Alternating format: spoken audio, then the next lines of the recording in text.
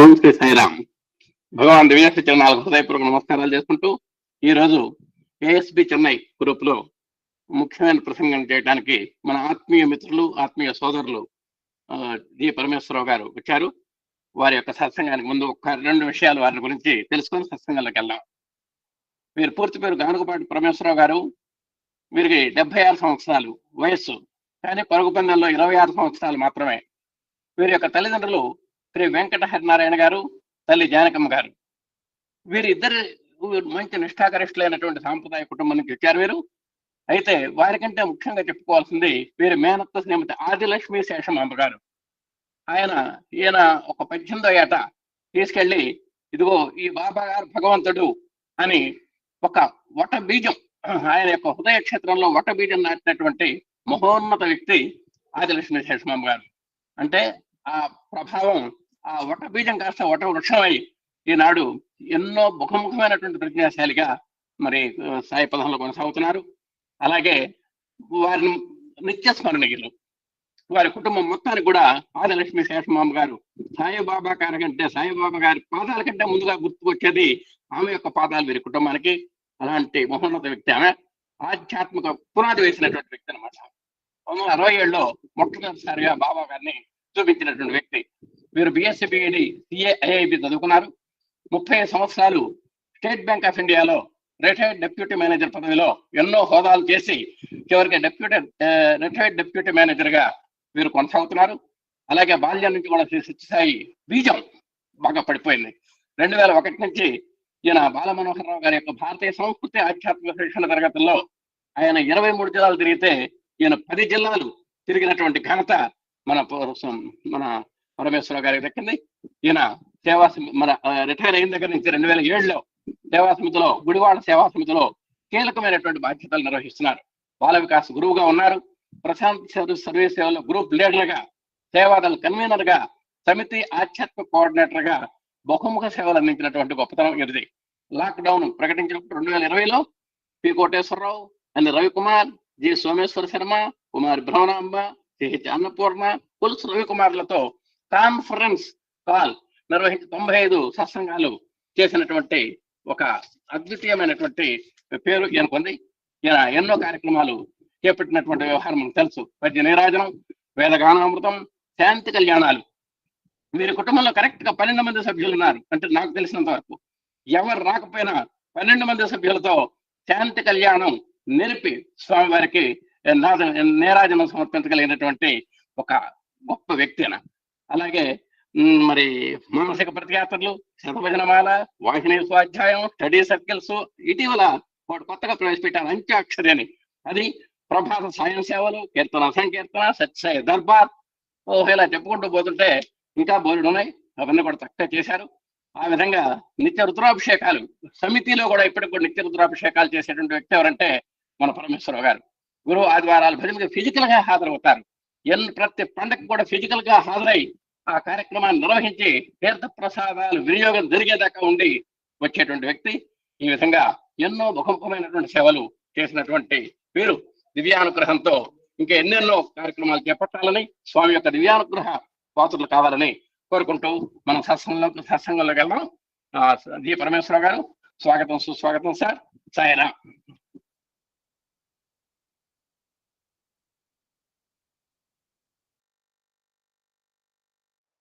పరమేశ్వరరావు గారు.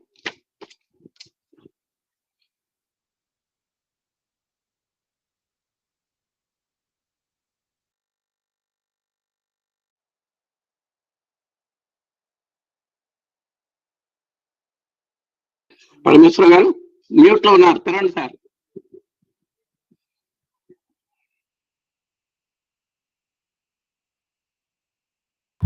Sir open చేసేలోపు చిన్న మాట. Okay sir.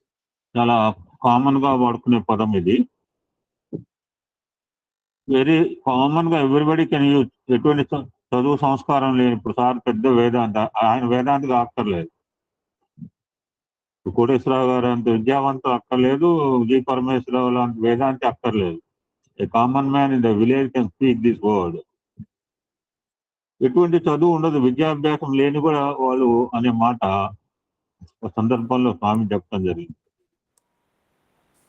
You can use for both plus or minus, good or bad also this word. That word is called nosative rata. So let me conclude, Parameswara Rao గారు. ఈ topic అయితే మీరు చెప్పండి, మధ్యలో బాగుండదు, ఐదు నిమిషాలు ఉంటుంది. నొసటివ్ రాత అనగానే మనకి we know that everything is pre written. PRE pre written అంటే మన మొహం మీద రాసి పంపిస్తారు అని చాలా మంది చెప్తుంటారు. But it can be re return అని స్వామి చెప్తారు. The pre return can be re return. ఎవరు రాస్తాడు?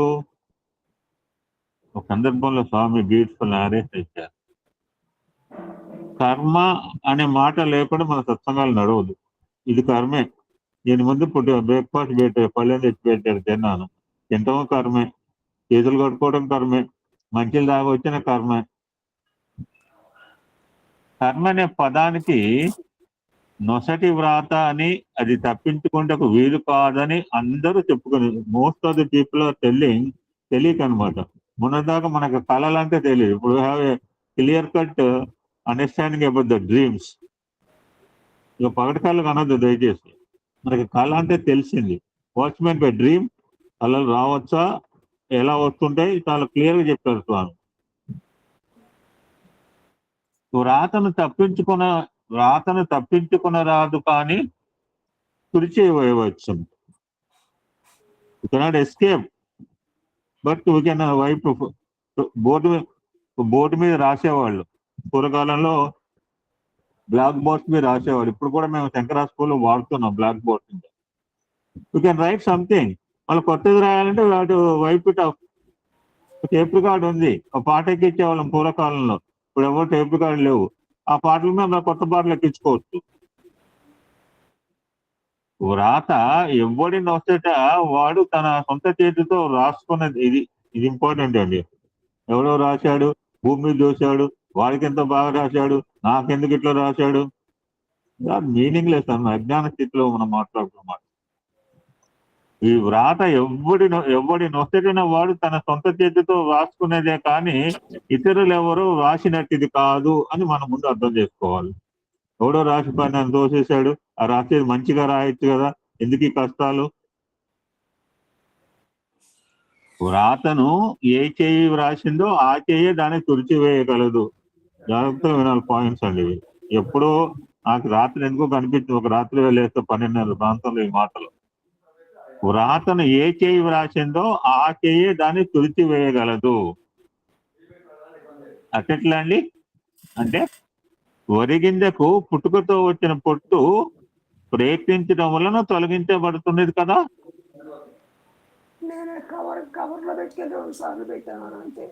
అవునమ్మా,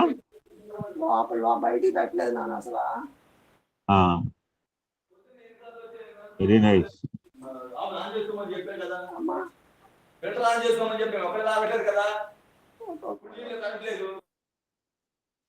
ఓకే, ఆవిడ మాట్లాడినా ఏమన్నాను, ఎప్పుడు మాట్లాడినా నా ఒక్కదానితో పర్మిషన్.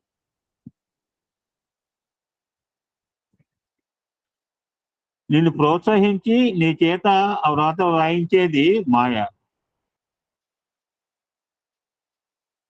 ఆ మాయను జ్ఞానం చేత తొలగించి కేవలము వ్రాతనే కాదు, ఆ పుటను మాత్రం తుడిచివేయవచ్చును.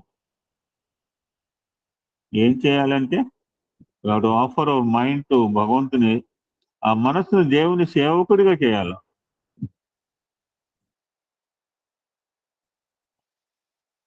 అని స్వామి ఒక సందర్భంలో చెప్పడం జరిగిందండి. నువ్వు పరమేశ్వరరావు గారు, యూ కెన్ స్టార్ట్.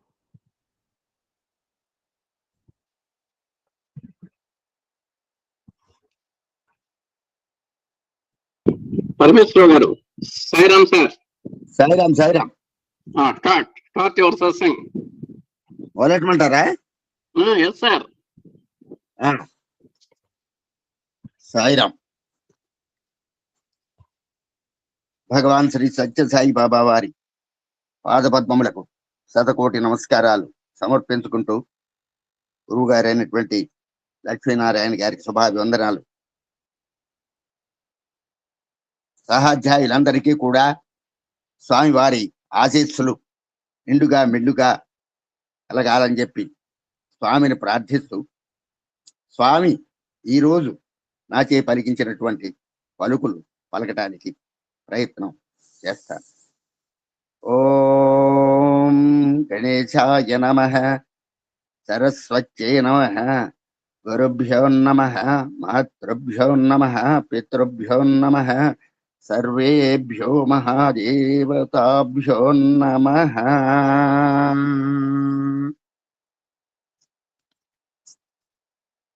పలికెడివి సాయి పలుకులట, పలికించడి వాడు సాయి రాముండట, నే పలికిన భవహరమగునట, పలికెద సాయి పలుకులు నిండుగా మెండుగా.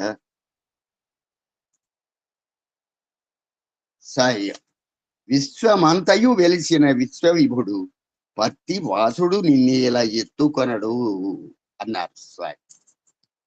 స్వామి అంత ఎష్యూరెన్స్ మనకిచ్చారన్నమాట భక్తులకి. భారతదేశము భాగ్యభూమి. ఎట్టి భాగ్యము? ఆధ్యాత్మికమైనటువంటి భాగ్యం, ఆనంద భాగ్యము, త్యాగ భాగ్యము. కనుక భారత భూమి యందు పుట్టినటువంటి ప్రతి వ్యక్తి కూడా భక్తి, జ్ఞానము, వైరాగ్యము, త్యాగముతో కూడినటువంటి ఆధ్యాత్మిక తత్వము అభివృద్ధి పరచుకోవటానికి ప్రయత్నం చెయ్యాలి. సేవయే పరమ ధర్మమని, తమ కర్తవ్యమని ప్రతివారు కూడా విశ్వసించాలి. మానవ సేవయే మాధవ సేవ. ప్రతి మానవులోని దైవాన్ని దర్శించాలి. పరులు పరులు కాదు పరమాత్మలేనయా, జనులు జనులు కాదు జనార్దనులేనయా అని అన్నారు స్వామి. భక్తి, ప్రపత్తి, శరణాగతి ఇవే మన భారతీయులకి ముఖ్యమైనటువంటివి. భక్తి అంటే ఏమిటి? పూజలు, వ్రతాలు, భజనలు చేస్తున్నామండి, భక్తిగా ఉంటున్నామండి అంటే అది భక్తి కాదు. ప్రతిఫలాపేక్ష లేని ప్రేమ ఏ భక్తి అని స్వామి ఒకసారి చెప్పారు. కోరికలన్నయు తీరుతున్న భక్తి దైవముపై హెచ్చు రక్తి పెరుగు. కోరికలన్నయు తీరకున్న భక్తి తరుగుచు దైవ విరక్తి పెరుగు అని స్వామి అంటారు. సుఖము వస్తే నా అంతట్లేడు వారు ఏంటారు, సంకటం వస్తే వెంకటహరణ అని బుడిబుడి ఏర్పులు ఏరుస్తూ పొర్లు దండాలు పెడుతూ ఉంటాం. అంతేకాదు కష్టము, సుఖము ఇవన్నీ కూడా ఒకేలాగా మనం చూడాలి అని చెప్తారు స్వామి. కష్ట సుఖములు ఒక రీతి కాంసవలయు, కలిమిలేములు విడదీసి గడుపరాదు, కీర్తి అపకీర్తులు రక మూర్తిగానే భావమందుంచి మెలగుటే భక్తి అగును. అంటే సుఖము, సంతోషము కూడా సమంగా చేయటం కూడా భక్తి అనేటటువంటి విషయాన్ని కూడా స్వామి చెప్పారన్నమాట. నా సుఖ లభతే సుఖం, సుఖం వల్ల సుఖం రాదంటున్నారు స్వామి. కష్టము నుండి ఏ సుఖము అనుభవించవచ్చు. ఏ pleasure is an interval between two pains అంటారు స్వామి. చీకటి పోతే గానీ వెలుతురు రాదు, దానికి విలువ కూడా ఉండదు. కనుక కష్ట సుఖాలు కావడి కుండల వంటివి, రెండూ మానవునికి సహజమని చెప్పి భావించాలి. కుంతీదేవిని శ్రీకృష్ణ పరమాత్మ అడిగాడు, అమ్మ అత్త నీకేం కావాలో కోరుకోమన్నాడు. అప్పుడు కుంతీదేవి, శ్రీకృష్ణ మా సుఖ కష్టాలలో ఎప్పుడు నీవు మాకు అండగా దండగా ఉంటూ ఉన్నావు, నాకు నా బిడ్డలకి, కనుక ఎప్పుడు కూడా మాకు కష్టాలనే ప్రసాదించు కృష్ణ అని చెప్పి కోరుకున్నది. అది భక్తి యొక్క పరాకాష్ట అదన్నమాట. కష్టాల్లోనే భగవంతుడు మనకి తోడుగా ఉంటాడు, దగ్గరగా ఉంటాడు అనేటటువంటి భావనని మనం పెంపొందించుకోవాలి.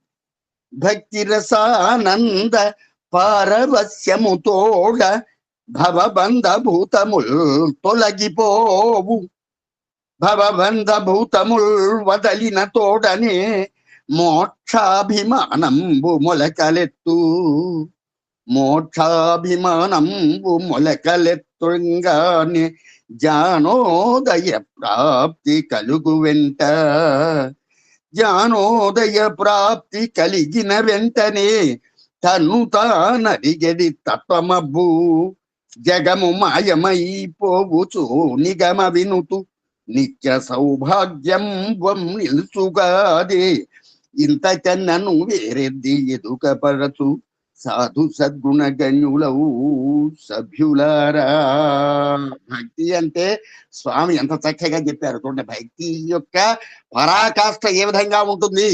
భక్తి దాని వల్ల భవబంధభూతములు, ఈ యొక్క భవబంధాలన్నీ కూడా, దేహభ్రాంతి, లోకభ్రాంతి ఇవన్నీ కూడా తొలగిపోతాయని చెప్తున్నారు.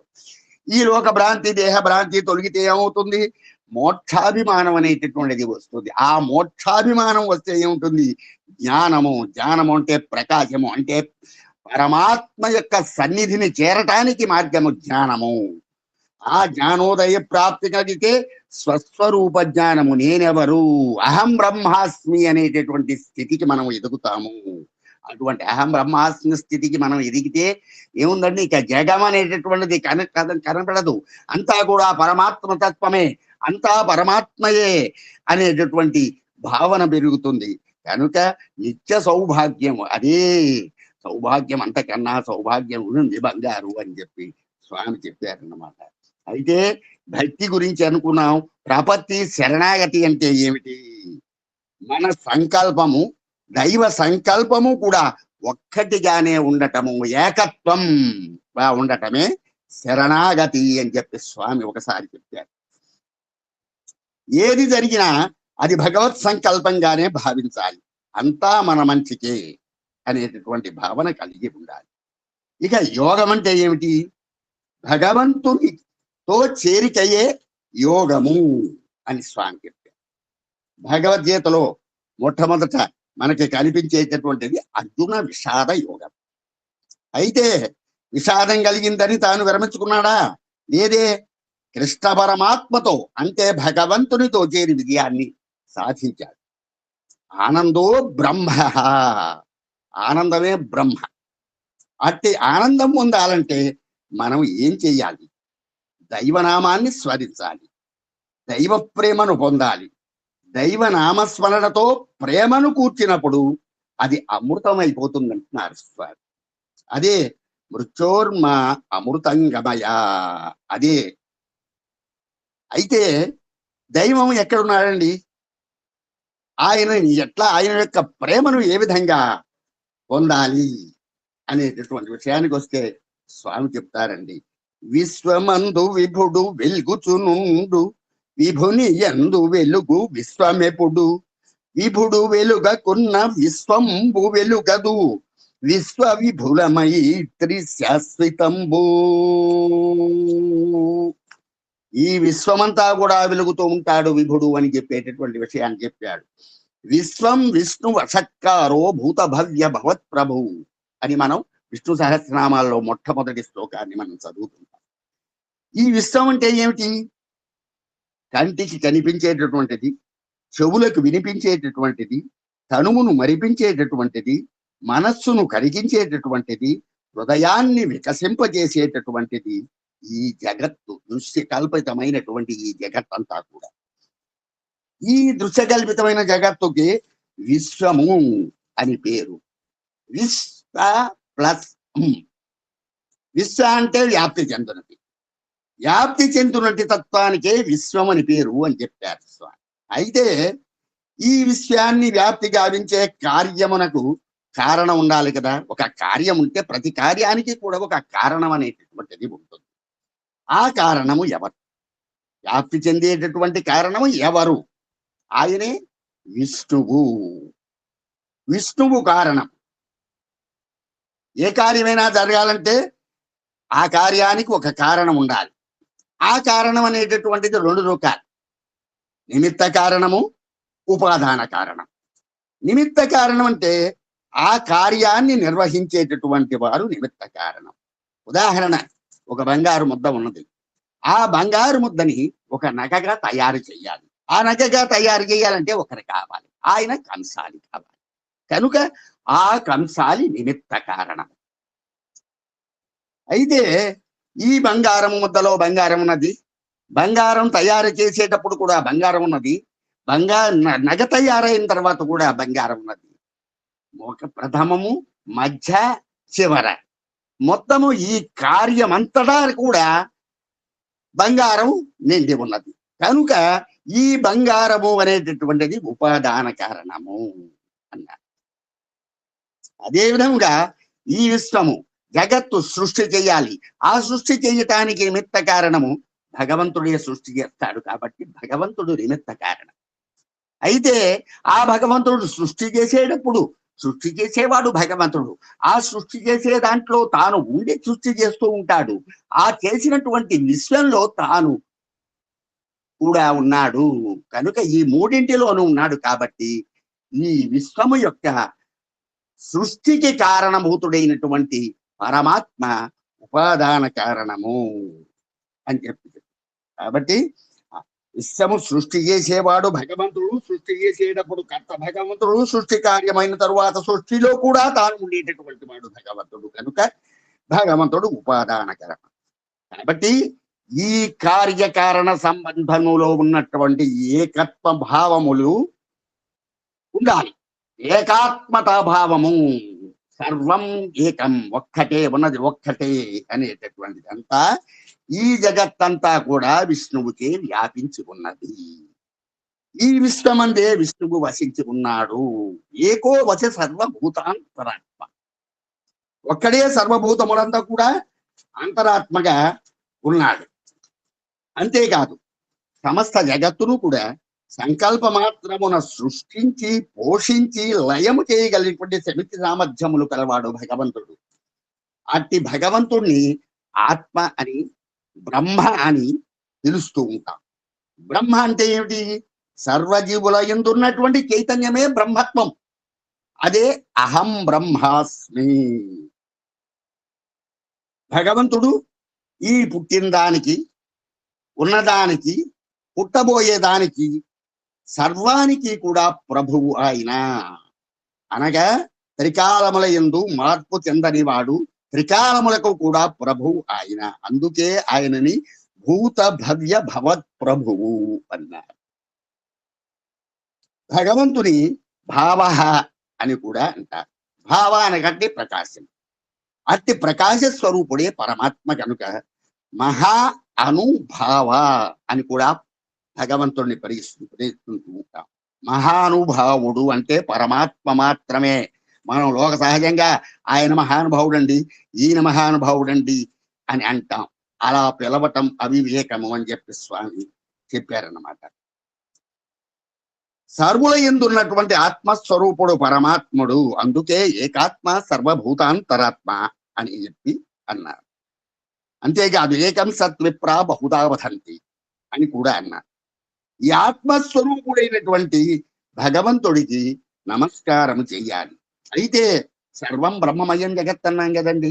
నమస్కారం చేసేవాడు భగవంతుడే, అందుకునేవాడు భగవంతుడే. ఆ నమస్కారము అందుకే సర్వజీవ నమస్కారం కేశవం ప్రతిగచ్చతి, సర్వజీవ తిరస్కారం కేశవం ప్రతిగచ్చతి అని కూడా అన్నారు. అట్టి విశ్వవిరాట్ స్వరూపాన్ని స్వామి చక్కగా ఒక పద్యంలో చెప్పారు. బ్రహ్మాండమంతయు ప్రబలుచుండెడి నాకు ఆలయంబున మత్స అలవియగునే, సర్వజీవుల యందు సంచరించడి నాకు సరి అయిన పేరిట సాధ్యమగునే, సర్వజలంబుల సంచరించడి నాకు స్నానంబు చేయించ సాధ్యమగునే, కోటు సూర్యుల కాంతి మేటి కలిగిన నాకు ప్రమిద దీపమునెవరు పెట్టగలరు, అజహరాదులకైనను అందనట్టి అట్టి నా రూపు కనుగొన ఎవరి తరము, ఇంతకన్నను వేరెద్ది ఇరుగబరుతూ సాధు సద్గుణ గణులవు సభ్యులారా. బ్రహ్మాండమంతా కూడా ఏకాత్మ సర్వభూతాంతరాత్మ విశ్వం విష్ణుమయం జగత్. అటువంటి ఆయనకి మనం ఏ రకముగా దీపం పెట్టగలము, ఏ రకంగా పూజలు చేయగలము, ఏ రకంగా స్నానం చేయించగలము, ఏ రకంగా ఒక ఆలయం ఒక గుడి కట్టి అందులోనే మనం ప్రతిష్ఠించగలము అని చెప్పి స్వామి చెప్పారన్నమాట. అనోరణీయాన్ మహతో మహీయాన్, పరమాణువు నుండి మేరు పర్వతము వరకు అంతా దైవ స్వరూపమే, విశ్వమే విష్ణు స్వరూపము అని గుర్తించినటువంటి ప్రహ్లాదుడు ఏం చెప్పాడు? ఇందుగలడందులేడని సందేహము వలదు చక్రి సర్వోపగతుండెందెందు వెదకి దూచిన అంతందే గలడు దానభాగ్రని వింటే అని నిర్ద్వందంగా చెప్పాడండి. సర్వతప్పాణి పాదాభ్యాం సర్వతోక్షి శిరోముఖం సర్వతస్వతి మల్లోకే సర్వమావృత్యతిష్టతి అని చెప్పి భగవద్గీత చెబుతోంది. ఎక్కడ చూసినా భగవంతుడే కనుక సర్వదా సర్వకార్యేషు సర్వత్ర హరిచింతనం. అయితే సర్వవ్యాపి అయినటువంటి భగవంతుడు ఎంతమందికి కనపడుతున్నాడండి? ఎందుకు కనపడటం లేదు? స్వామి చెప్తారు, దినములో 24 గంటలు ఉన్నాయి. అందులో 6 గంటలు నిద్రకి, 6 గంటలు వ్యక్తిమైనటువంటి పనులకి, 6 గంటలు పరోపకారమైనటువంటి సంబంధమైనటువంటి పనులకి, మిగిలిన 6 గంటలు జపము, ధ్యానము, యోగము, సత్సంగము, నామ సంకీర్తన అనే ఆధ్యాత్మిక సాధనలకు వినియోగించాలి. అయితే ఈ విధంగా మానవుడు వినియోగిస్తున్నాడా? కానీ మానవుడు రోజులో అనేక గంటలు వ్యర్థం చేస్తున్నాడు. ఏమయ్యా నువ్వు భగవంతుడిని ఎందుకు చింతించట్లేదయ్యా అని అడిగితే నాకు టైం లేదండి అని సమాధానం ఇస్తూ ఉన్నాడు. ఈ 24 గంటల్లో తాను ఏం చేస్తూ ఉన్నాడు అని ప్రశ్న వేస్తున్నాడు స్వామి. అందుకే మనకి భగవద్ దర్శనం కలగటం లేదు అని చెప్తున్నాడు స్వామి. చెప్తా, పని పాటలందని బ్రతుకంత తెల్లారే అది జీవితమని ఎంచినారా, 3 పూటల యందు తృప్తిగా భుజయించి అది జీవితమని ఎంచినారా, అలసట తీరగా హాయిగా నిదురించి అది జీవితమని ఎంచినారా, కాలంబు గడువక కబురులెన్నియో చెప్పి అది జీవితమని ఎంచినారా, తెలివితేటలు కలిగియు తెలిసి కొనక కాలమంతయు వ్యర్థంబుగా గడుపదగునే.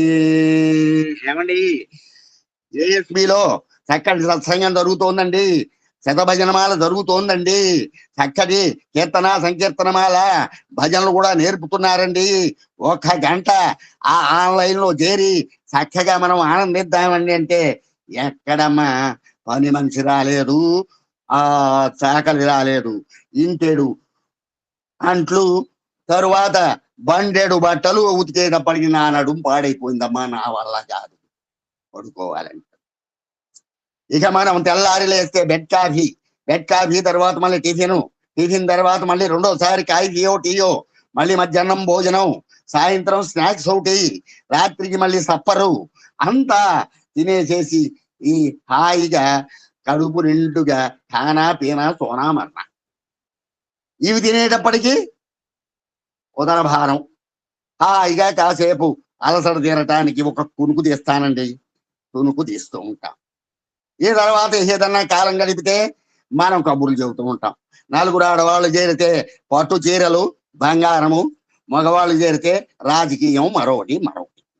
ఈ విధంగా మనము కాలాన్ని వ్యర్థం పరుస్తున్నాము అని చెప్పారు. కాయము కాలము కర్మ భగవత్ చింతన చేసినప్పుడే సార్థకమవుతాయని చెప్తున్నారు స్వామి. రామకృష్ణ పరమహంస తెల్లారి లేచింది మొదలు రాత్రి పరుండే వరకు కూడా జగన్మాత దర్శనం కోసం పరితపిస్తూ ఉండేవాడు.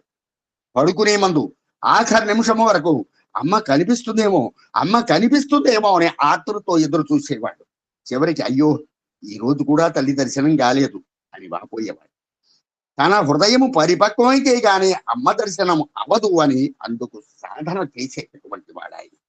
అదే నిజమైనటువంటి సాధన అని కనిపించేది, వినిపించేది, తలపించేది అంతా దైవ స్వరూపమే అని భావించాలి. చివరికి రామకృష్ణ పరమహంస గారికి కాళీమాత దర్శనమైంది. అలా ఉండాలి సాధన, అప్పుడే భగవద్ దర్శనము అవుతుంది అన్నాడు. ఓసారి నరేంద్రుడు రామకృష్ణ పరమహంస గారి దగ్గరికి వెళ్ళి, స్వామి మీరు దైవాన్ని చూశారా అని అడిగారు. చూశాను అన్నాడు రామకృష్ణ పరమహంస. ఎట్లా చూశారండి అని మరల ప్రశ్నించాడు నరేంద్రుడు.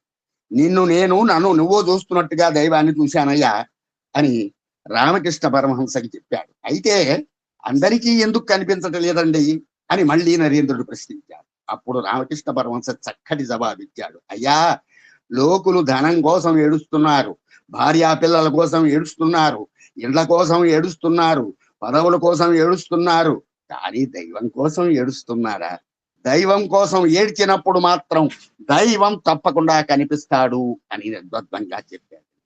అందుకే మార్కండేయుడికి లింగంలో కనిపించాడు, చిన్నారి ధ్రువునికి సాక్షాత్తు శ్రీమన్నారాయణుడే ప్రత్యక్షమయ్యాడు, శబరికి శ్రీరామచంద్రుడు దర్శనమిచ్చి ఎంగిలి పండ్లు తిన్నాడు, నిషాదరాజు గుమ్మిచే పాదాలు కడిగించుకున్నాడు. వీరంతా దైవం కోసం పరితపించిన వారే కదా. భగవద్గీతలో శ్రీకృష్ణ పరమాత్మ చెప్పాడండి, అనన్యాశ్చింతయంతో మా ఏ జన పర్యుపాసతే తేషాం నిత్యాభియుక్తానాం యోగక్షేమం వహామ్యహం. భగవంతుని కోసం పరితపించటం అంటే అనన్య భక్తి ఒక్కటే మార్గము, అనన్య భక్తిగా ఉండటమే అనేటటువంటి విషయాన్ని భగవద్గీతలో శ్రీకృష్ణ పరమాత్మ అర్జునుడికి చెప్పాడు. మన్మనాభవం అద్భక్తో మధ్యాజీనాం నమస్కరు అని చెప్పాడు గీతాచార్యుడు. అంతేకాదు, యత్కరోషి యదస్నాహి యజ్జుహోషి తదాహు యత్తపస్సతి కౌంచేయ తత్కృష్యమదర్పణం. నువ్వేది చేసినా, ఏ కార్యం చేసినా, ఏది తిన్నా, ఏ యజ్ఞం చేసినా, ఏ తపస్సు చేసినా, ఏ ధ్యానం చేసినా, ఏం మాట్లాడినా నా గురించే మాట్లాడాలి, నా కోసమే మాట్లాడాలి అనేటటువంటి విషయాన్ని చాలా చక్కగా ఆదేశించాడండి అక్కడ. దానినే ప్రపత్తి లేక సర్వస్య శరణాగతి అని కూడా అంటారు. నవవిధ భక్తి మార్గాలు ఉన్నాయి. శ్రవణం, కీర్తనం, విష్ణుస్మరణం, పాదసేవనం, అర్చనం, వందనం, దాస్యం, సఖ్యం, ఆత్మనివేదనం. ఇందులో స్నేహభక్తి, దాస్యభక్తి అనేటటువంటిది చాలా భగవంతుని దరికి చేర్చటానికి చాలా దగ్గర మార్గాలు. ఉదాహరణలు, రోమానికి రామనామము నింపుకున్నటువంటి హనుమంతుడు దీనికి ఉదాహరణము. రామకార్యము నిమిత్తమై 100 యోజనముల విస్తీర్ణం కలిగినటువంటి సముద్రాన్ని పిల్లకాలువలాగా దాటాడు.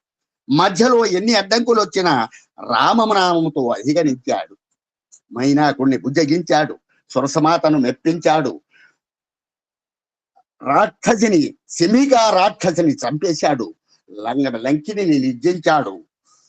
తరువాత రావణాంతఃపురము అంగుళం కూడా వెతికి చివరికి సీతమ్మ తల్లిని అశోకవనంలో దర్శించాడు. అంతా రామకార్యమే కానీ తండ్రి కాదనుకు భావించాడు. సీతమ్మ తల్లికి శ్రీరామచంద్రమూర్తి ఇచ్చినటువంటి రామాంగుళీకము ఇస్తూ నేను రామదూతను మాత్రమే అని చెప్పాడు. ఆ శ్రీరామచంద్రుడు ఇచ్చిన రామాంగుళకి ఆయన సీతమ్మకి ఇస్తూ 36వ సర్గ ప్రారంభంలో హనుమ 2 శ్లోకాల్లో చెప్పాడండి. వానరోహం మహాభాగో దూతో రామస్య ధీమతః రామనామాంకితం చేదం పశ్య దివ్యంగుళీయకం ప్రత్యయార్థం తవానీతం తేన దత్తం మహాత్మన సమాస్యహి భద్రంతే క్షేమి దుఃఖ పలాస్యహి. మహాభాగ్యవంతురాలైనటువంటి సీతామాత, నేను బుద్ధిమంతుడైనటువంటి శ్రీరామచంద్రుని యొక్క దూతను, వానరుడను. రామనామము చెక్కినటువంటి ఈ ఉంగరమును ఒక్కసారి చూడు తల్లి. ఈ అంగుళీయము మహాత్ముడైనటువంటి ఈ అంగుళీయం ఎక్కడి నుంచి తెచ్చాననుకున్నావు? మహాత్ముడైనటువంటి ఆ శ్రీరామచంద్రుడే నాకు ఇచ్చాడు. ఎందుకు ఇచ్చాడు? నీకు నమ్మకము కలిగించుటకు, నేను రామదూతను అని నిన్ను నమ్మించుటకు ఈ ఆయన చేత ఇయ్యబడి నాకే ఇక్కడికి తీసుకురాబడినది. అమ్మా, ఆశ్వాసమునందుము, నీకు శుభము కలుగుతుంది, నీ దుఃఖమంతా కూడా పటాపంచలైపోతుంది తల్లి అని వినయంగా చెప్పాడు. అంతేకాదు 42వ సర్గ 32 నుంచి 36 శ్లోకాల్లో కూడా ఆయన తన యొక్క దాసత్వాన్ని ఈ విధంగా వెల్లడించాలనుకోండి. ఈయచ్చతి బలో రామో లక్ష్మణస్య మహాబలః రాజాజైతి సుగ్రీవో రాఘవేణాభిబాలితః దాసోహం కోసలేంద్రస్య రామస్యాక్లిక్షకర్మణః హనుమాన్ శత్రు సైన్యానాం నికంతా మారుతాత్మజః అని చెప్పాడు. నేను రామకార్యార్థమై శ్రీరాముని దూతగా వచ్చాను. నేను కౌసలేంద్రుడైన శ్రీరామచంద్రుని యొక్క దాసుడను. అనగా రాక్షసులు సంహరించడానికి ఉద్యుక్తుడై తాను దాసుడిగా వర్ణించుకున్నాడండి. అనగా కర్తృత్వ భావన లేదు. నేను చంపుతున్నాను, నా కోసం చంపుతున్నాను అనేటువంటి కర్తృత్వ భావన లేదు. తనది కాదు, తనకు లేదు అని చెప్పడమే దాస్య భావన. ఇది శ్రీరామ కార్యం. ఎందరు రాక్షసులు ఎదురైనా పర్వాలేదు, కర్త రాముడు, ఫలము కూడా రాముడిదే, తాను పనిముట్టు మాత్రమే. ఇదే దాస్య భావన. ఈ భావనతో కర్మలించి ఆచరించే వాటికి ఓటమనేటటువంటిదే ఉండదు అని చెప్తున్నారు. సదా వారికి విజయమే. పరమాత్మ చేతిలో పరికరమైనటువంటి వారికి అసాధ్యము సుసాధ్యమై దివ్యమైనటువంటి విజయం లభిస్తుంది. దాసానుదాసుడైనటువంటి వాడే మహావీరుడవుతాడు. అందుకే హనుమ మొదట తాను దాసుడను అని అనుకుని చెప్పాడు, తరువాత నేను శత్రుంజయుడని అని చెప్పాడు. భక్తులు మొదట దాసులైతే తరువాత వీరులవుతారు. దాస్యంతో ఓడిపోవాలి, వీరత్వంతో గెలవాలి. ఈ రెండు జరిగితే అసలు ఓటం అనేటటువంటిదే ఉండదు, అంతా విజయమే. అనగా దాసత్వంలో ఓడిపోవటం అంటే ఏమిటండి అర్థం? నేను నాది అనే అహంకార మమకారాలు పోగొట్టుకుని ఓడిపోవటమే దాసత్వంలో ఓడిపోవటం. వీరత్వంలో గెలవటం అంటే కామ క్రోధాది అరిషడ్వర్గాలపై విజయం సాధించటం, అది వీరత్వంలో గెలవటం. అనగా దాసత్వములో శ్రీరాముని జయించటం, ఇదే భక్త విజయం. మరో విషయంలో వీరత్వంలో రావణునిపై విజయం, అనగా అజ్ఞాన నాశనం. ఇప్పుడు మన యొక్క అపర కలియుగ హనుమ అయినటువంటి మన అనిల్ కుమార్ గారి జీవితంలో వారి యొక్క అనుభవాల్ని, వారి యొక్క దాస్య భావాన్ని, అవన్నీ కూడా స్వామి యొక్క సర్వాంతర్యామిత్వాన్ని, ఆయన నమ్మి విశ్వాసాన్ని మనం చెప్పినటువంటి మాటల్లో మనం జ్ఞాపకాల పందిరి అనే దాని గురించి తీసుకుని 4 మాటలు చెప్పుకుందాం. ఓసారి కొడైకెనాల్లో సుమారు 30 సంవత్సరాల కిందట అనిల్ కుమార్తో స్వామి అన్నారు, నేను జపాన్ పంపిస్తున్నానయ్యా, రెడీగా ఉండన్నారు. ఏదో నన్ను ఉత్సాహపరచడానికి అన్నారులే స్వామి అని అనుకున్నా. కొడైకెనాలు పర్యటన అయిపోయింది, బృందావనానికి తిరిగి వచ్చారు. స్వామి మళ్ళీ ఆ ఊరు అయిపోయింది. మళ్ళీ ఉన్నట్టుండి ఒక రోజు ఆకస్మికంగా ఆ ఊసెత్తారు. ఆ ఊసెత్తుతూ, అనిల్ కుమార్ నీ పేపర్లు వచ్చాయా, వెళ్ళటానికి సిద్ధంగా ఉండు అన్నారు. నాకు మతిపోయింది. ఆ రోజేమో ఆదివారం. ఆ సంగతి స్వామి మర్చిపోయి ఉంటారులే, ఏదో చెప్పారులే అని, రాలేదు స్వామి అని వినయంగా. తీరా మధ్యాహ్నం భోజనానికి ఇంటికి వెళ్ళేసరికి కొరియర్లో అన్ని పేపర్లు కూడా టకటక వచ్చేసినాయి. సాయంకాలం భజనకి వెళ్ళాను. భజన సమయంలో బాబా వారు నా దగ్గరకు వచ్చి, ఆదివారం అయినా పేపర్లు అందాయి కదా అన్నారు. నాకు చెమట్లు పట్టాయి. నా సందేహాన్ని స్వామి బయట పెట్టడం జరిగింది, చెప్పటం నిశ్చేష్టుడైపోయాను. కాస్తంత తమాయించుకుని, అంతా మీ దయస్వామి అని మాత్రం అనగలిగాను. స్వామివారి సంకల్పము జరిగి తీరవలసింది, తిథివార నక్షత్రాలతో సంబంధం లేదు అనేటటువంటిది ఆయన నిశ్చయించుకున్నాడు. తర్వాత మరో రోజు స్వామి 2 సూట్ క్లాత్లు తీసుకొచ్చారు. అక్కడ స్టూడెంట్స్ ఉన్నారు, అనిల్ కుమార్ ఉన్నాడు. అక్కడికి వచ్చి, ఇందులో ఏ సూట్ బాగుందిరా అని చెప్పి స్టూడెంట్స్ని అడిగాడు. ఆ స్టూడెంట్స్ లో కొందరు సిమెంట్ కలర్ సూట్ బాగుంది స్వామి అన్నారు. అప్పుడు అనిల్ కుమార్ గారిని తిరిగి, జపాన్కి వెళ్ళాలి కదా, సూట్ కుట్టించుకో అని చెప్పి ఆ సూట్ కుట్టించారు. సరే, ఈయన ఇక ఆ మధ్యాహ్నం బస్సులో ఈ సూట్ కూడా తీసుకుని వెళ్ళి బెంగళూరు సిటీలో ఎరాక్స్ టైలర్కి సూట్ కుట్టమని ఇచ్చాడు. సరే, ఈయన అక్కడికి వెళ్ళాడు కదా, వచ్చేటప్పటికి ఆలస్యం అవుతుందేమో, ఒకవేళ ఆలస్యం అయితే స్వామితో నేను పరీక్షల హడావిడిలో కాలేజీలో ఉన్నానని చెప్పండి అని చెప్పి కొందరికి చెప్పి మరీ వెళ్ళాడు ఆయన. అయితే అనుకున్నంత అయింది, ఆలస్యం అనేటటువంటిది అయింది. ఈ బెంగళూరులో బస్సులు ఎట్టా ఉంటాయి, ఇంత దేవాధీనం సర్వీసులు అని చెప్పారు, ఏటవాలుగా కదులుతాయి. వాటిల్లో ప్రయాణించేటప్పుడు రామకృష్ణ అని నామస్మరణ చేస్తూ, అయితే దారిలో టైర్ పంచర్ అయింది. టైర్ పంచర్, మళ్ళీ టైర్ మార్చుకున్నారు. అంతా అయింది, టైము పట్టింది. ఆ తర్వాత ప్రతిసారి కూడా జరిగేదే మళ్ళీ జరిగిందనమాట. ఆ రోజు కూడా అనుకున్నట్లే జరిగి, ఇంకేముంది, సిటీ నుంచి బృందావనానికి వచ్చేటప్పటికి ఆలస్యం అయిపోయింది. భజన ప్రారంభమైపోయింది.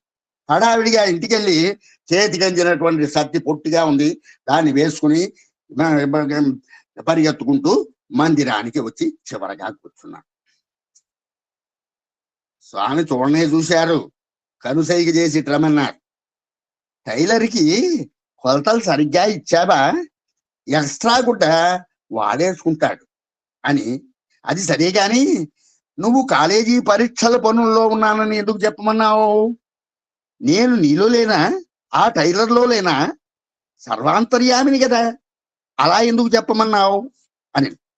ఈయన కాళ్ళు ఉణికిపోయినాయి, నోరెండిపోయింది, మాట బెగలేదు. స్వామి ముందు ఏది దాచలేను సర్వాంతర్యామి, ఆయనకి తెలియంది ఏముంది? మన పప్పులేమీ ఉడకవు. వారి సర్వాంతర్యామిత్వాన్ని మరి నాకు విశదపరిచి మరి బుద్ధి చెప్పా. సరే, జపాన్కి వెళ్ళే రోజు దగ్గర పడింది. ముందు రోజున అందరికీ కూడా ఐస్ క్రీమ్ పంచారు స్వామి. తర్వాత ఉదయం బ్రేక్ఫాస్ట్ కి రమ్మన్నారు. అక్కడ ఇవి దొరకవని చెప్పి ఇవన్నీ కూడా కొసరి వడ్డించి మరీ తినమన్నారంటే. ఆ తర్వాత స్వామిది 1000 రెట్లు 1000 తల్లుల ప్రేమ అంటారు కదా, ఎవరు గుర్తిస్తారండి? మనం ఒక్క తల్లి ప్రేమనే గుర్తించలేకుండా ఉన్నాం. స్వామి ప్రేమ విశ్వ ప్రేమ సాగరము కంటే అగాధమైనది, అంబరము కంటే విశాలమైనది. మన మాటలకి మనస్సుకి అందనటువంటి దివ్య ప్రేమ భగవంతుడిది. సాయంకాలం కొత్త సూటు వేసుకునిరా, నీ భార్యను కూడా తీసుకురా అన్నారు. సరే, వచ్చిన తర్వాత స్వామి వీళ్ళతో ఫోటో దిగారు. భార్య ఉన్నావు పెళ్లి కొడుకులాగా, అక్కడ బాగా మాట్లాడు అని అంటూ ఆశీర్వదించారు స్వామి. సరే, ఇంటికి వెళ్ళి బట్టలు మార్చుకురా, ఈ బట్టలతో భజన కుద్దని చెప్పారు స్వామి. ప్రదర్శన అనేటటువంటిది స్వామికి ఇష్టం కాదు అనేటటువంటిది. కాబట్టి ప్రయాణం రోజున బెంగుళూరు వాస్తవ్యులు బలరాం గారు పిలిచి నన్ను ఎయిర్పోర్ట్ లో దింపమన్నారు. స్వామి ఆశీస్సులతో, కాలేజీ పిల్లలు, అధ్యాపకుల అభినందనలతో మొత్తం మీద విమానాశ్రయం చేరుకున్నాం. ఇది అక్కడ ప్రారంభమైందండి అసలు సంకటం. బెంగళూరు నుంచి బొంబాయికి ఇండియన్ ఎయిర్లైన్స్ లో, బొంబాయి నుంచి జపాన్కి ఎయిర్ ఇండియాలోనూ వెళ్ళాలి. ఎట్లా ఉంటుంది మన విమానాలు అంతా కూడా ఇండియన్ పంక్చువాలిటీ కదా. బెంగళూరుకి 1.5 గంటల ఆలస్యంగా చేరుకుంది విమానం. బెంగళూరు నిర్ణీత సమయానికి చేరుకోకపోతే ఎయిర్ ఇండియా విమానం అందుకోవడం కష్టమవుతుంది, దాని దోవన వెళ్ళిపోతుంది. మరి తిరిగి బృందావనానికి వచ్చి స్వామికి అందరికీ కూడా క్యాస్ట్రాయిల్ వేసి చూపించాలి. ఎలా చూపించాలి, ఏం చెయ్యాలి, ఏమిటి? స్వామి స్వామి స్వామి అని తలుచుకోవటం, ఈ విమానాలు చీచి ఇట్లాంటి విమానాలు ఇండియన్ పంక్చువాలిటీ అని తిట్టుకోవడం తప్ప నేనేం చేయగలను అని అనుకున్నాను. ఎలాగైతే ఏం బొంబాయి చేరుకుందండి విమానం. ఇంకేముంది, టోక్యో వెళ్ళవలసినటువంటి విమానం క్షణాల్లో బయలుదేరుతోంది అనేటటువంటి అనౌన్స్మెంట్ వినపడింది. అంతే, పడుతూ లేస్తూ పరిగెత్తుకుంటూ వెళ్ళి ఆ విమానం ఎక్కేశాను. అది కదిలింది. ఎంత టెన్షన్ అనుభవించానో స్వామికి తెలుసండి అన్నాడు ఆయన. అదే సమయంలో త్రయీ బృందావనంలో ఏం జరుగుతోంది, స్వామి ఎక్కడ ఉన్నటువంటి స్టూడెంట్స్ తోనూ ఏం చెబుతున్నాడు, ఒరే మీ ప్రిన్సిపాల్ అనిల్ కుమార్ గారు బేజారైపోతున్నాడు, అందుకే విమానం లేట్ అయింది, విమానాన్ని 5 నిమిషాలు లేట్ చేశానులే, విమానం ఎక్కి వెళ్తున్నాడు, అంతా సుఖమైందిలే అన్నారు స్వామి. అది స్వామి అంటే. స్వామి శక్తికి తిరుగులేదు, భగవంతుడి శక్తికి తిరుగులేదు. భూతభవ్య భవత్ ప్రభు అని అనుకున్నాం కదా. ఆ సంకల్పానికి అపజయం అనేటటువంటిది ఉన్నదు. కానీ ఈ మధ్యలో మనకంత సంకటము తప్పదు అని అన్నీ తెలిసినా తెలుసుకున్నా మన విషయం దగ్గరికి వచ్చేసరికి ప్రతి వాళ్ళం కూడా అలాగే ప్రవర్తిస్తాం. మామూలు మనుషులం కదండి, కబుర్లు వేరు. మన దాకా వచ్చేసరికి అంతా మామూలే అంటారు స్వామి. అందుకే జనుల మధ్య తిరుగాడే జగపతి, జడులు తెలియగలరే నీ సంగతి, హరివో మరిహరుడవో ఎవరైననేమి, అందరినీ బంగారు అని పిలిచే స్వామి. జనుల మధ్య తిరుగాడే జగపతి, జడులు తెలియగలరి నీ సంగతి అని పాడుకుంటున్నాం. సరేనండి, టోక్యో నారిటా విమానాశ్రయం చేరుకుంది. విమానం అందరూ ఒకేట్లా కనబడుతున్నాయి. ధరించినటువంటి యూనిఫారమే కాదు, అక్కడ ఉన్నటువంటి వాళ్ళు కూడా, మనుషులు కూడా, ఆకృతులన్నీ కూడా ఆ విధంగానే కనబడుతున్నాయి. అక్కడ భాష రాదు, ఏ మాట్లాడాలో తెలియదు, ఎట్లా వెళ్ళాలో తెలియదు. సరే, అక్కడ ఇంగ్లీష్ వచ్చిన వాళ్ళు ఉన్నారు, వాళ్ళ యొక్క సూచనల్ని తీసుకుంటూ నెమ్మదిగా బయటికి విమానాశ్రయం నుంచి బయటికి వచ్చానండి. అక్కడ హీరాగా మహాభక్తులు వారు నాకు స్వాగతం పలికారు. అపారమైనటువంటి భక్తి సంపన్నులు ఆయన. వినయం కొట్టొచ్చినట్టు కనబడుతుందండి. మంచి గాయకులు కూడా, గొప్ప వితరణశీలి. కారులో వారింటికి వెళ్ళాం. గుమ్మం ఎదురుగా మధ్య హాల్లో బాబావారి నిలువెత్తు చిత్రపటం. ఆయన పటం ముందు కూర్చొని ప్రార్థన చేసి ఆయన తర్వాతే ఇంట్లోకి రమ్మన్నారు. ఏం భక్తి అండి, ఆ భక్తికి వాక్కైపోయానన్నారు. అయితే అక్కడ 3 రంగుల చెప్పులు దతలు ఇచ్చారు. ఒకటి బాత్రూమ్ లోకి, ఒకటి హాల్లో వాడుకునేందుకు, ఒకటి ఇంట్లో అటు జరగటానికి, ఒకటి బెడ్రూమ్ లోకి. ఆ విధంగా అక్కడ చాలు కూడా అక్కడ మన దేశంలో ఉపయోగించినటువంటి ఆ సెల్ ఫోన్లు కూడా అప్పుడు అక్కడ ఉపయోగిస్తున్నారు అని చెప్పారండి.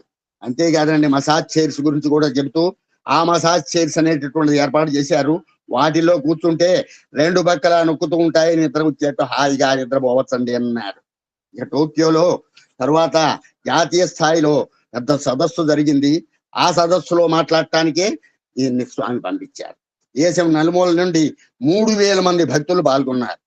సరే, నేను మళ్ళీ దొరుకుతానో దొరకనో అని చెప్పి వాళ్ళు నన్ను 2 రోజులు 2 పూటలా కూడా ప్రసంగించమన్నారంటే, నాకంతకన్నా కావాల్సింది ఏముంది ఈ జీవితంలో? స్వామి యొక్క అనుగ్రహం అది. ఆ స్వామి మాట్లాడించినట్లు అనే ప్రసంగించానని చెప్పారు.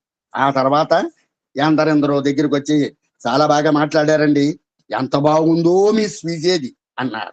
కానీ నేను చస్తే పొంగిపోను. ఎందుకంటే ఆ ఘనత నాది కాదు, స్వామిది. ట్యాపులోంచి తీయటి నీరు వస్తోందంటే ఆ ఘనత ట్యాపుదే.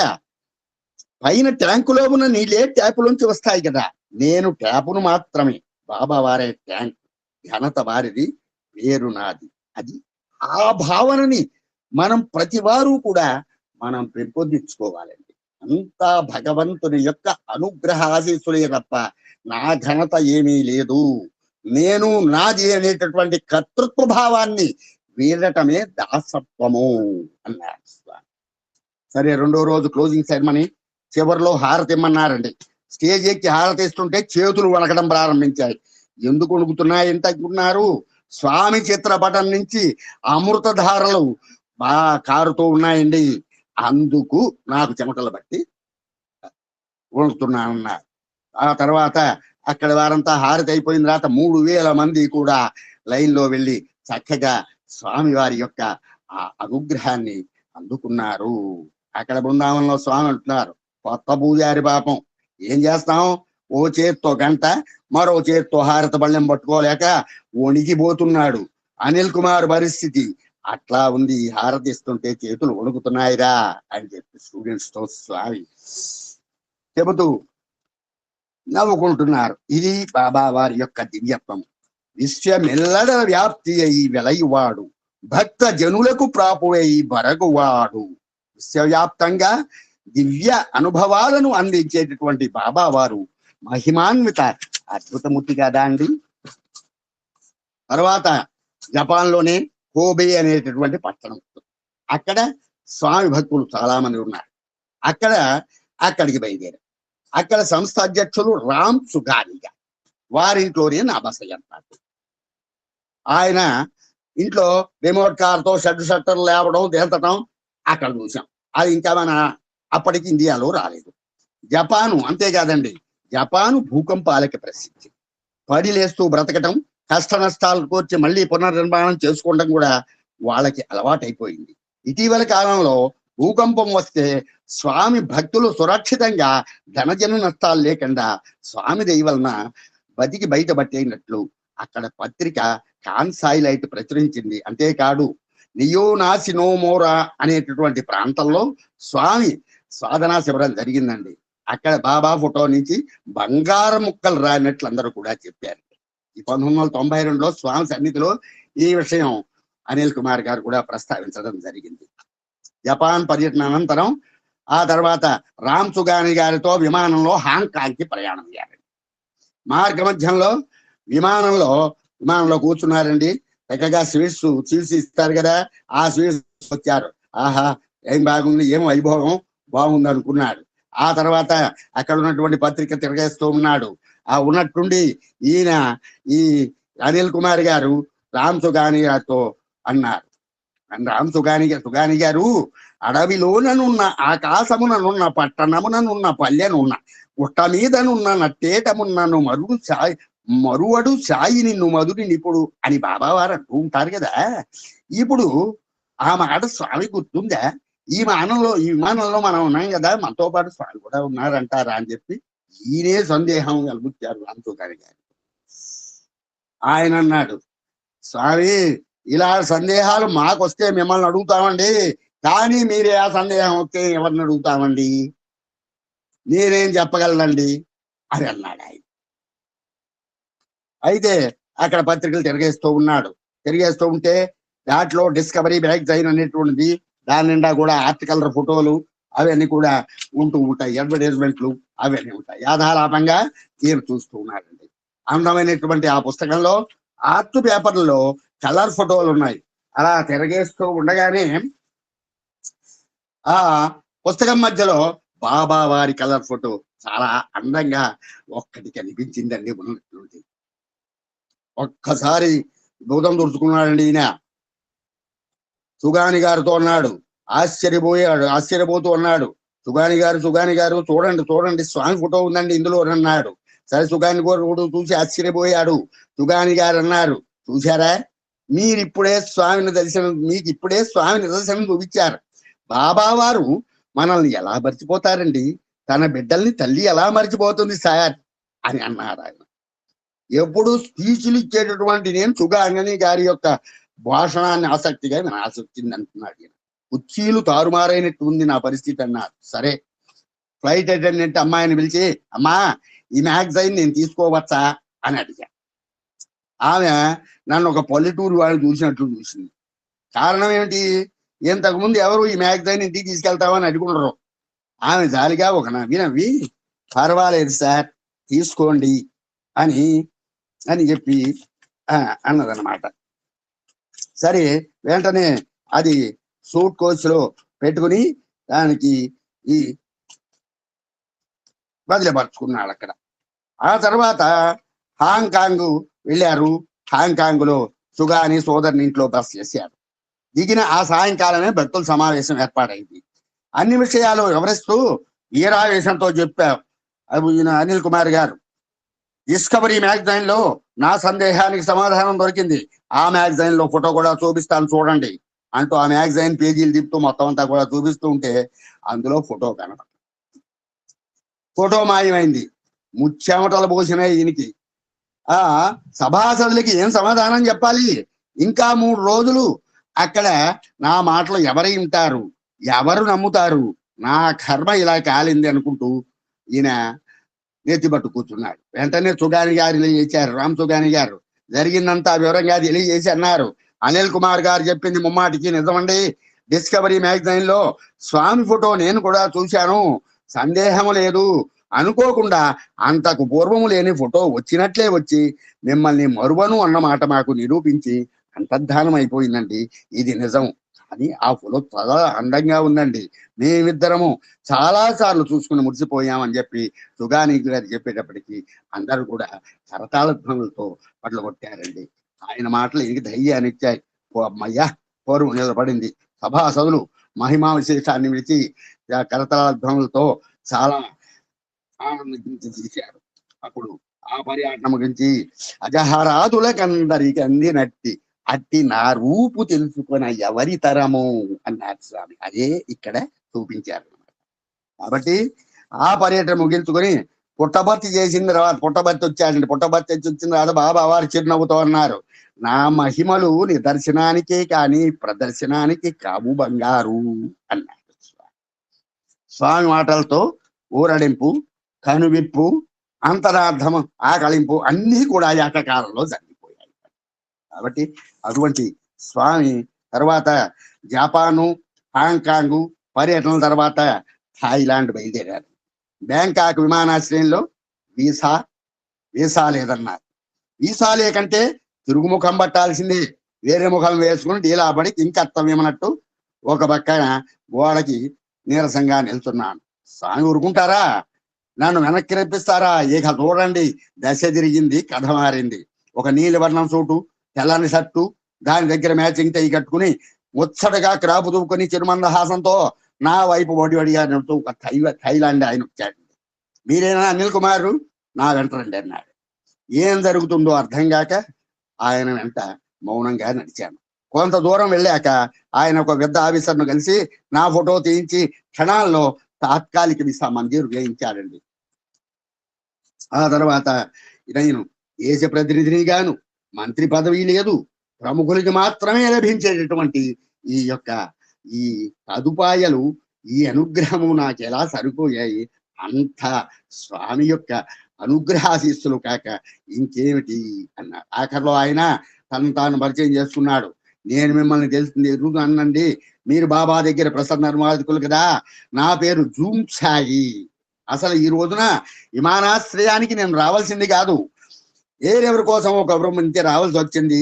ఈ సాయంకాలం బ్యాంకాక్ లో తమని కలుసుకుంటానండి అని చెప్పి వెళ్ళిపోయాడండి. ఆయన జూమ్ సాయి గారు అంతర్జాతీయ రంగంలో గొప్ప శాస్త్రజ్ఞుడు.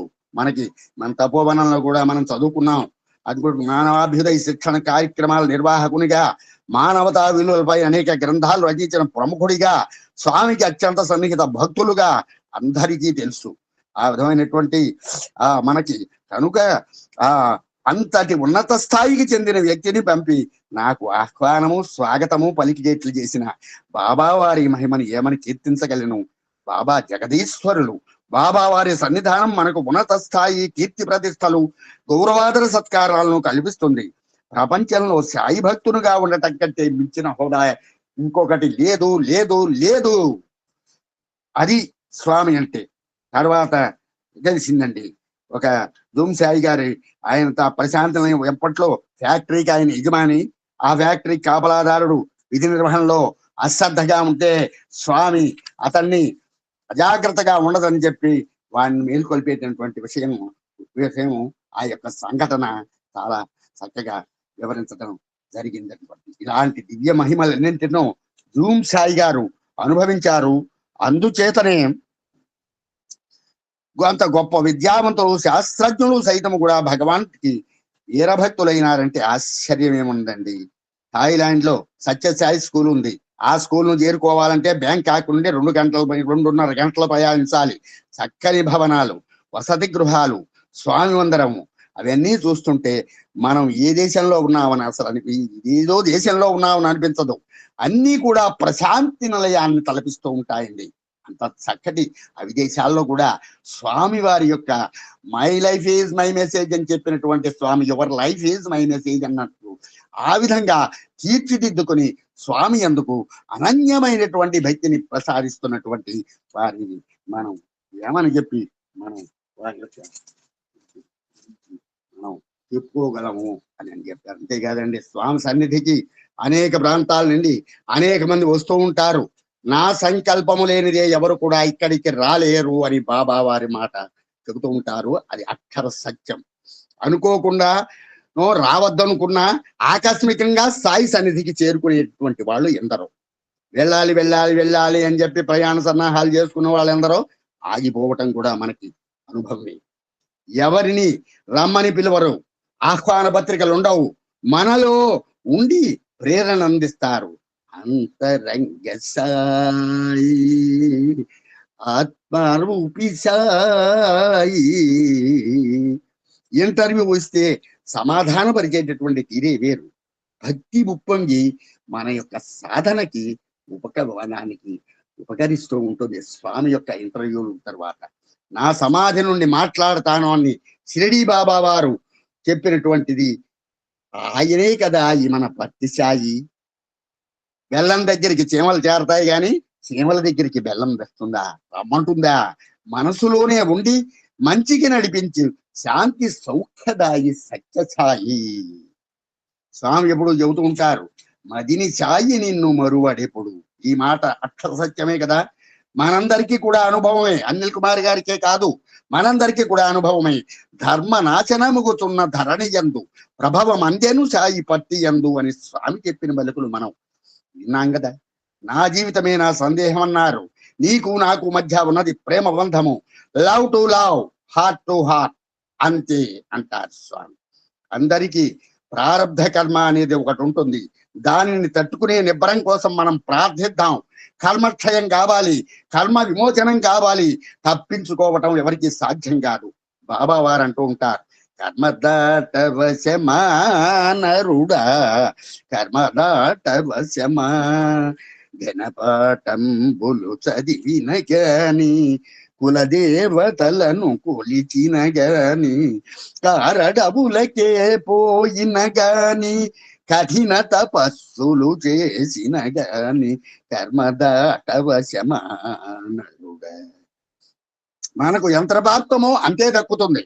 చిన్న చెల్లెమలో ముంచిన గాని, ఎన్ని సముద్రాలు నించిన గాని, కడవెంతో నీరంతేరా, కావాలన్నా ఎక్కువ రాదురా, కర్మదాటవశమానరుడా. నిజానికి భక్తులకి ఇది పరీక్షా సమయం. మనకి కూడా, మనమందరం కూడా భక్తులమే కదా. నిలబడటానికి కాలానికి పరీక్ష. ఎదుర్కొందాం సవాళ్ళని, ఎదుర్కొందాం సవాళ్ళని. అందుకే స్వామి అంటారు, life is a game, play it. Life is a dream, అవగాహన చేసుకో. Life is a challenge, make it. Swami సర్వో సన్మతి దే భగవాన్. సర్వం శ్రీ సాయి భగవానుని పాదారవిందార్పణమస్తు. సర్వే జనా సుఖినో భవంతు, సమస్త లోకా సుఖినో భవంతు అని. స్వామి అంతా స్వామి ప్రసాదమే, అంతా స్వామి అనుగ్రహమే. ఏది చేసినా, ఏది జరిగినా, ఏం చేసినా అంతా మన మంచికే అనేటటువంటి భావనను పెంపొందించుకుందాం. ఆర్తితో, శరణాగతితో, ప్రపత్తితో స్వామి వారి కార్యక్రమాలను నిర్వర్తించుకుందాం. ముందుకు సాగుదాం. స్వామి వారి 100వ జయంతి ఉత్సవము అంగరంగ వైభవంగా మనం చేసుకుందాం. స్వామి వారి యొక్క అనుగ్రహాశీస్సులు పొందుదాం. అందరూ కలిసికట్టుగా రండి రండి, చెయ్యి కలుపుదాం, ముందుకు సాగుదాం. అంతా కూడా స్వామి వారి పాదాలకి సమర్పించుకుందాం. సర్వే జనా సుఖినో భవంతు, సమస్త లోకా సుఖినో భవంతు. ఓం శాంతి శాంతి శాంతి. ఈ అవకాశం ఇచ్చినటువంటి ఆ యొక్క సర్వాంతర్యామి అయినటువంటి స్వామి వారికి 100 నమస్కారాలు. గురువు గారు అనేటువంటి లక్ష్మీనారాయణ గారికి, సహచరులైనటువంటి కోటేశ్వరరావు గారు, పార్థసారులు తల్లిదండ్రులందరికీ కూడా శుభాభివందనాలు తెలుపుకుంటూ అందరికీ సాయిరాం సాయిరాం సాయిరాం.